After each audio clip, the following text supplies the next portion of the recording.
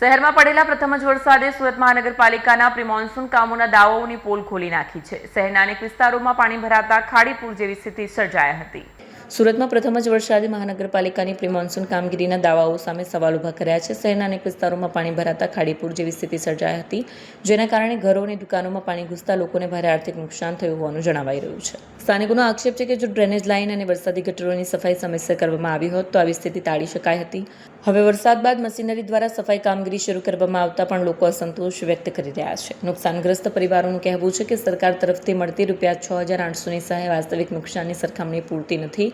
સમગ્ર મામલે પ્રી-મોન્સૂન કામગીરીની તપાસ કરીને જવાબદારો સામે કાર્યવાહી કરવાની માંગ ઉઠી રહી છે।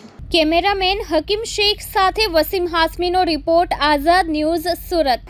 મારું નામ અશોક સોમા ભૈસાને, હું નાગસેનગરમાં રહું છું।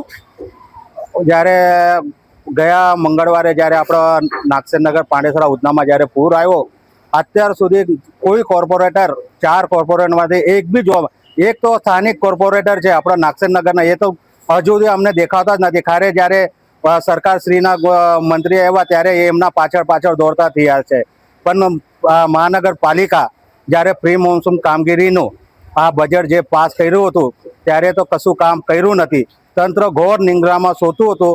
જ્યારે આ પૈસા જો આ ડ્રેનેજ લાઈન અત્યારે જે આ લોકો સાફ કરી રહેલા, આ જે કરોડો રૂપિયા જે પાસ કર્યા હતા ત્યારે જ આ કામગીરી થતી હતી। આપણા પાંડેસરા વિસ્તારના કોઈ ગરીબ બિચારા લાચાર માણસ અત્યારે 2 ઘર નહીં થતા। જો અત્યારે આ કરોડો રૂપિયાની નુકસાની કરીને પહેલા તો નુકસાની કરી લાગીને અત્યારે આ કરોડો રૂપિયાનું કામ કરવાનું પાછા નીકળેલા છે। શું લાગે છે આગળ જે પ્રી મોન્સૂનની કામગીરી થઈ ગયો છે ત્યારે નહીં થઈને અત્યારે જે ખાડી પૂરાવી ત્યાર પછી આ કામગીરી અત્યારે હું સાહેબ તમને એક જ જાણ કરવા માંગુ છું। અત્યારે આ નિંદ્રામાંથી જાગ્યા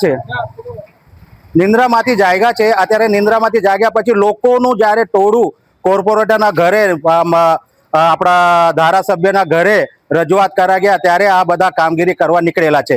લોકો અત્યારે તમે જુઓ તો કચરામાં હજુ બી ઢગલા છે। ઘણી જગ્યા તો બિચારાના ઘરનું વખરી થઈ ગયેલું છે, ઘરમાં કોઈ ખાવા પીવા માટે રાશન નથી। 6,800 આ લોકોને કવર બનાવીને આપે છે। 6,800માં સાહેબ આ લોકોને કંઈ મળે છે? જો લોકોને 30 થી 40, 50 હજારની નુકસાની થયેલી છે, સરકાર ખાલી એક પોચો મારવા માટે 6,800 રૂપિયા સહાય આપે છે।